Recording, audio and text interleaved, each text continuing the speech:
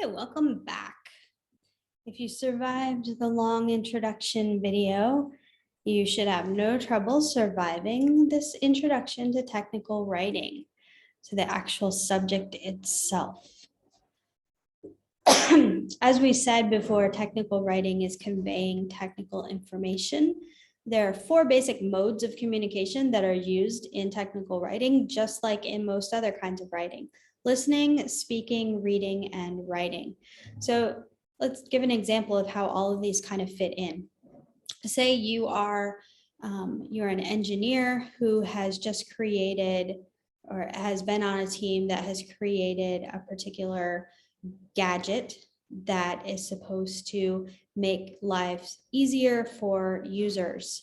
So the first thing you do is you send that gadget out. You have the prototype of it, you send it out, you have people using it, and then you go and you have a forum where you listen to what those users have to say. What worked, what didn't work,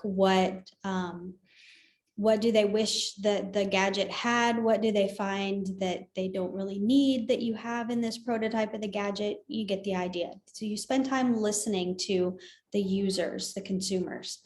And then you have to use speaking, because you have to take all that feedback back to your team and you have to share it with your team. And you do that in a meeting where you give a presentation and you have, charts and whatnot showing how users responded to the different questions that you've asked them, the feedback that they've given.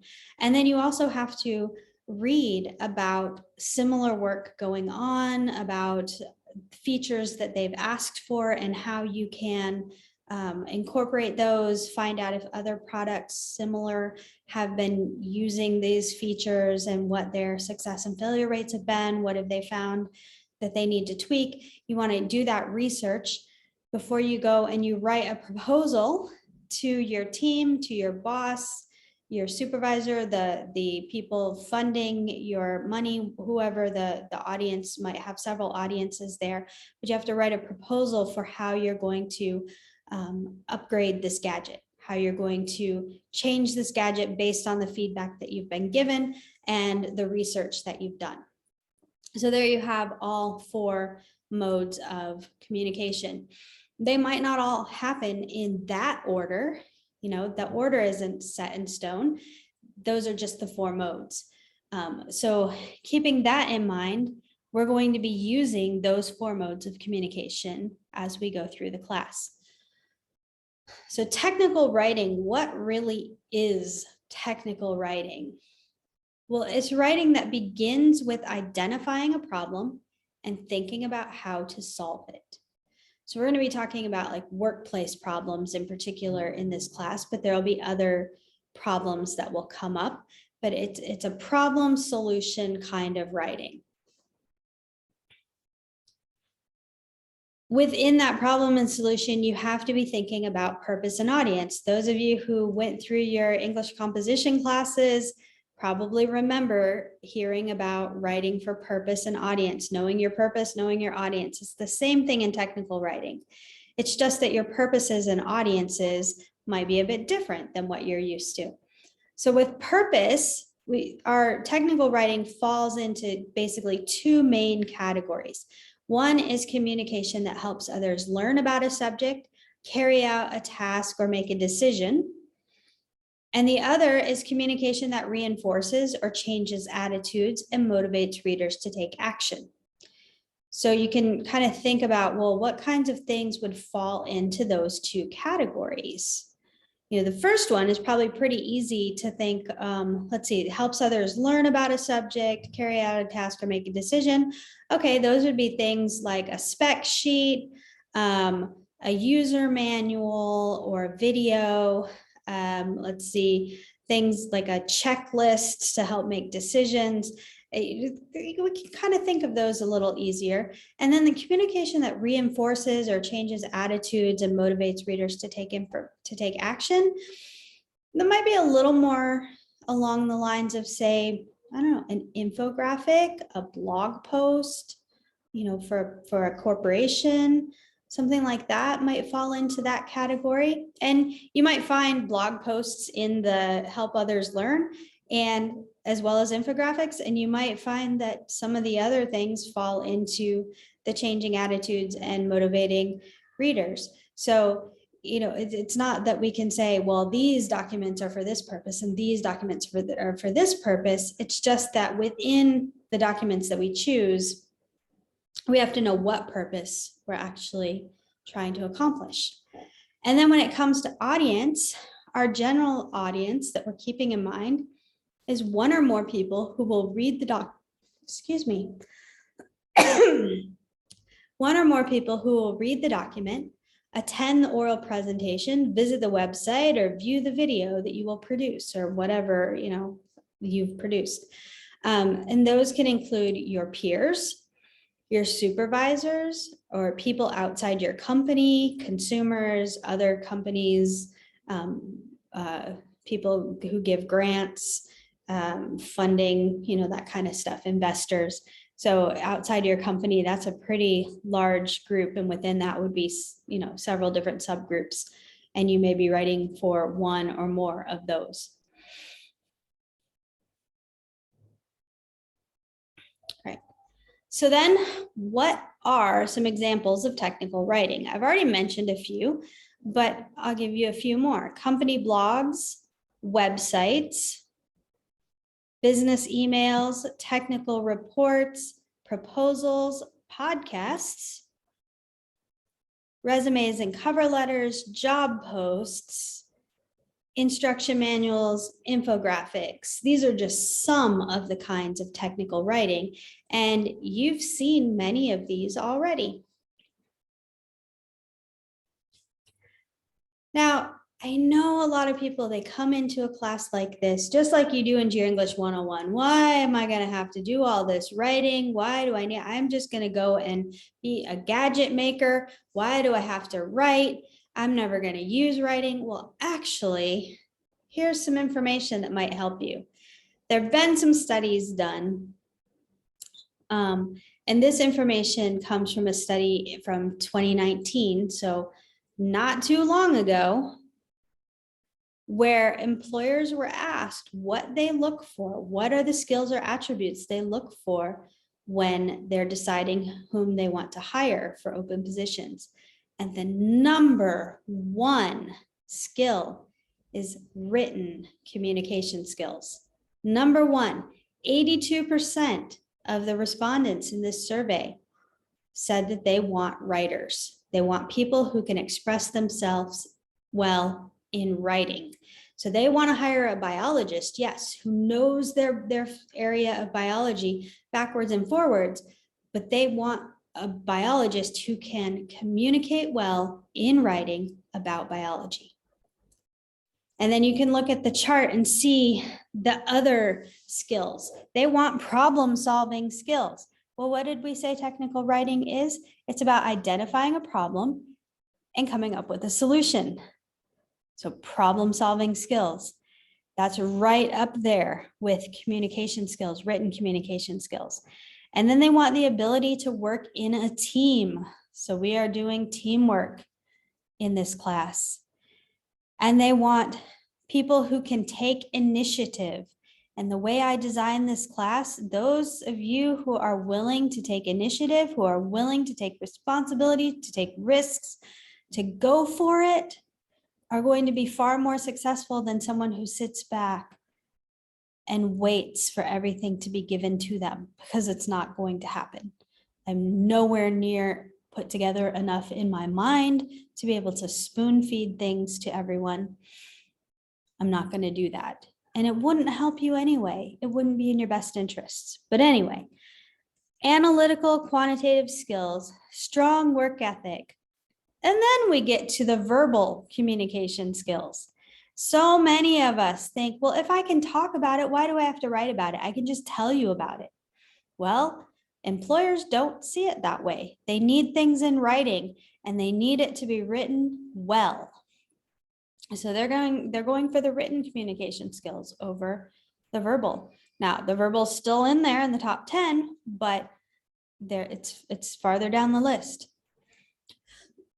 They're looking for people who exhibit leadership skills of various kinds, not just the outgoing, extroverted person who's like all over the place and everything. They also want the quieter leadership skills as well. More and more companies are realizing the value of the quieter leadership. They want people who are detail oriented. Technical writing requires strict attention to detail. So detail oriented. And then finally, they want those technical skills. They want that biologist to really know the biology, that area of biology, if it's genetics or whatever it is.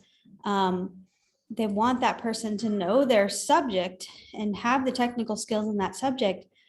But more importantly, they want that person to be a communicator, one who communicates well in writing first.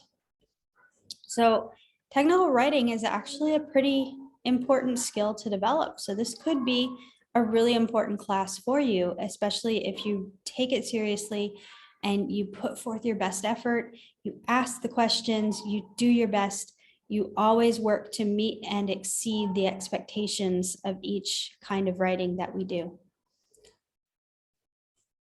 When we go into the writing, we'll be looking at 5 factors for each kind of writing that we do, each project that we work on. We have audience-related factors, purpose-related factors, setting-related factors, and often in English 101 and 102, I usually refer to that as context, and that includes the setting and the exigence and all of that. Setting-related factors, document-related factors, which goes into like the design, the kind of document that you'll choose, and the design, layout, content, all of that, how it all works together. And process-related, which in technical writing is different than when you're in academic writing and it's just you doing your research and writing your paper. And the neighbor kids are really loud right now, and they might be shooting pellet guns at the balcony. So I apologize if you're hearing that noise. Anyway, the process related is really important, because in technical writing, you're not just you on your own. You are working in a team. You have other people. For example, my dad, although he's supposed to be retired, he's still working a few days a week. Bless his heart, poor guy. He does security for an engineering firm that does a lot of government contracts. And so he has a pretty high security clearance from his time in the military, and he's maintained that, and he needs that for his job, especially because they're doing government contracts. And so he has a lot of security type reports that he has to write, but he doesn't write them all on his own. He has various engineers that are also working with him on these reports, because they're the ones who understand all of the technical engineering stuff. And my dad's the one who understands the security aspects of the projects. And together they create the reports that they have to write, or the proposals, or whatever it is that they have to do.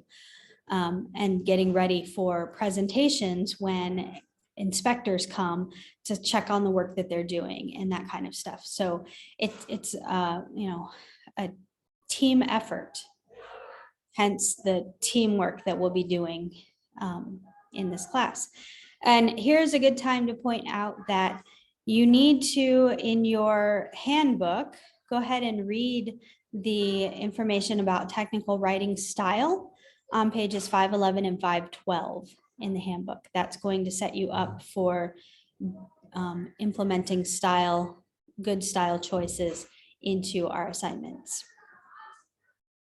So we have here characteristics of a technical document, and I'm not going to go over all of this, all of the fine print for you. I'm just going to say, almost every technical document that gets the job done and done well has 6 major characteristics. It addresses particular readers. So the people who have designed the document have thought about the readers, who they are, what they know, what they need, what they expect.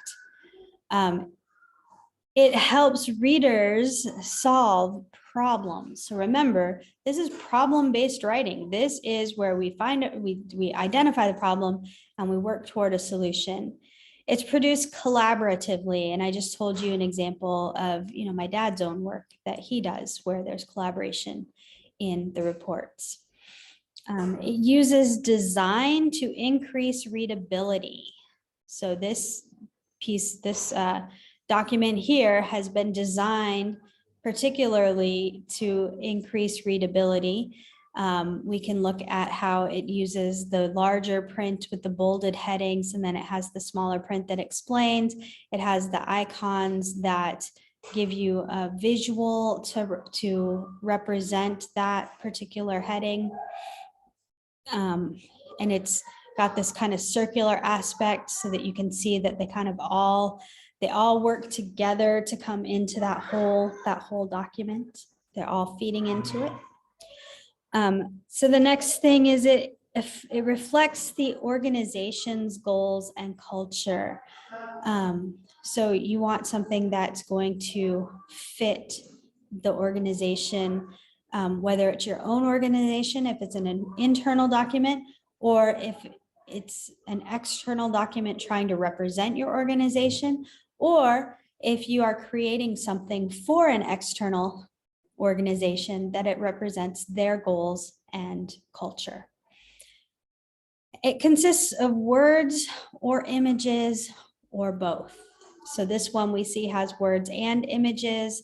If you've ever bought a piece of IKEA furniture, then you know the value of instructions that are images only.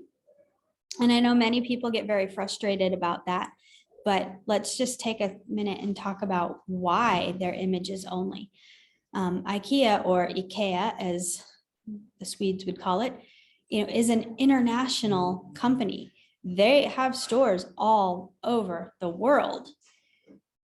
And rather than paying to produce instruction manuals in every single language for every different country, they just do pictures. They've got one set of instructions that can go everywhere in the world with their pictures. And it works. Might be a little frustrating for some people who are not so visually oriented and would prefer some of those written instructions, but hey, people have made many, many YouTube videos that can walk you through the process of putting together your bookcase or your bed or whatever it is. So, it seems to work, but that is a specific choice that they've made. Just like the creators of this document made a specific choice to include these graphics as part of their design. And then again, you can read the fine print for yourselves, but the measures of excellence in technical documents, and many of these pieces are discussed in the reading that I asked you to do. So honesty, we talked about how ethical concerns are an important part of technical writing when we looked at the course learning outcomes in the previous video. So honesty is very important. Clarity is very important. We've talked about clarity in any composition class you've ever taken, and we'll be talking about clarity in this class as well. Accessibility, thinking about people who are, maybe your people who have vision issues or hearing issues or whatever, language issues, color blindness, things like that. Thinking about that and making a document that can meet those needs, or an alternative that would meet those needs. And we're going to look at an example soon that shows how one organization has done that. Comprehensiveness, it contains the information it needs to contain. Professional appearance. So, there are lots of cutesy ways, fun ways to present information, and you can use those as long as you maintain a professional appearance within your document. You have to make it look professional. Usability. It doesn't matter how good your document looks if people can't use it. So it needs to be usable.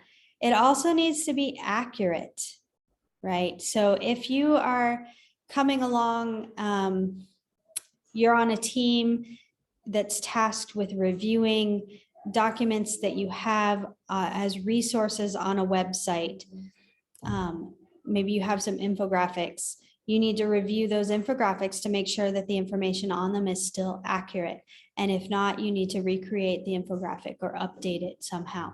So you have to make sure that the information is accurate. It needs to be concise. So part of clarity is being concise, using only the words you need to use and not a whole bunch of extra words just to fill up space and time.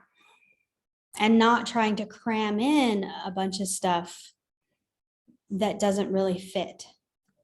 And then again, correctness, things just need to be correct in your document. You need to make sure.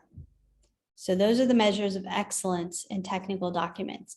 And the documents who come to me from you that have all 9 of these characteristics without anything missing, anything subpar, those are the ones that are reaching that 4-point in the 4-point scale. Those are the ones that are excelling.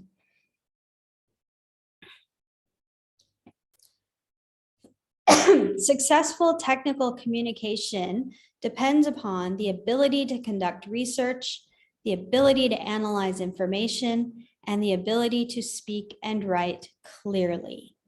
And then the beauty of technical writing is in its efficiency, accuracy, and clarity. And I think that's an important thing to remember, because often we think of technical writing as very dry and dull and boring and just blah. But there is a beauty in a document, a technical document, that is well designed, that is efficient, that is accurate, that is clear. So think of that, seek that beauty. Right, so we have a few documents to look at. This is from a video that educates the public about a technical subject. The screen is from a video produced by the Department of Energy, and it's intended to educate the general public about the basics of solar energy, because the document includes narration, still images, video, animation. Creating it required the efforts of many professionals. So it's rare to find someone who is proficient in all of these areas. So you would have, a videographer, an animator, you would have the person who can write the narration, and you would have the images, and that maybe the person who writes the narration can also give you the still images.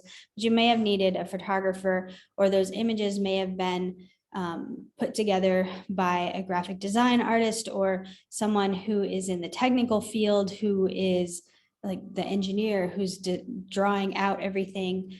So it's going to take many different people. The video takes advantage of our cultural assumptions about colors, with red suggesting heat and blue suggesting cold. There may be other cultures who don't use red and blue in those ways. Maybe they don't think of red as hot and blue as cold. Maybe they have other ways, other color coding or whatever. The video is meant to be easy to share on social media. It has a share link right up there. It looks like it's a YouTube video, so it would have a share link. The video was designed to accommodate people with disabilities. So the viewer, you can watch it and listen. You can read the closed captioning. Maybe there are subtitles in other languages that are available. We don't know. We can't really tell that because we can't actually play with this video, but that's a possibility that's there. But it takes into account that there are people who will come to it and need different ways of interacting with this video. And the document includes a text-only version that provides a complete transcript of the narration and describes the images. So that could be for someone who is hard of hearing. They can't hear the video. someone who is seeing impaired, visually impaired, who can't really see the images, but they can get the description, whether it's someone reading it to them or a screen reader that they can use to read it to them.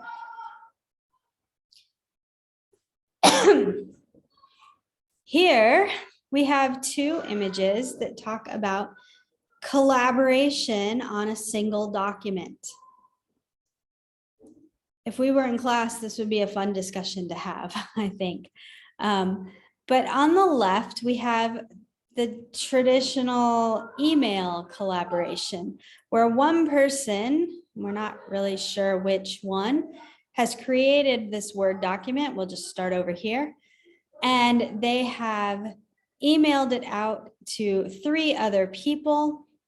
And each of those people reads the document and comments on the document, edits it, and sends it out to the whole group again and again and again. And it just kind of goes around and around, and everyone's looking at different versions of the document, and who knows what version came first or second or third. And we can't tell where the document stops, where the final version is. And sometimes a final version is just never produced because of this kind of mess going on here. Then we see Wiki Collaboration. And in this case, Wiki just means a central location for the document that it can be shared with multiple people who all have access to view and edit that single document in that single location. That would be an example of using Google Docs. Google Docs is great because one person creates the document, shares it with several people, and the whole team has access to the commenting and the suggesting and the editing features and can work on the document collaboratively. There is a whole explanation that I'm going to let you read yourselves on the slides because I don't want this to get too long. Plus, you can read. And we'll go on to this one, which is a blog post. This is a blog post about fracking that was created by Patagonia, the outdoor clothing company. And it's meant to educate the public about fracking and Patagonia's views on fracking. And then beneath the blog post, there are comments. It's open for public commenting. And so people can talk about their views and bring up different points. And because it's open to the public and because Patagonia is okay with people criticizing them, this third post here does actually end with kind of a little snap at Patagonia with their expensive clothing.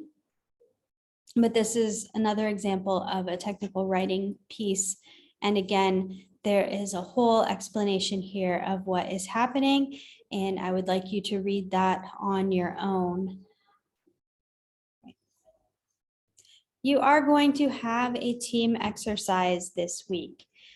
Your team exercise is going to consist of you studying the homepage of the GRCC website. This website was redone, I believe, during the COVID shutdown. Pretty sure they started working on it before that, and it was up sometime during the COVID shutdown.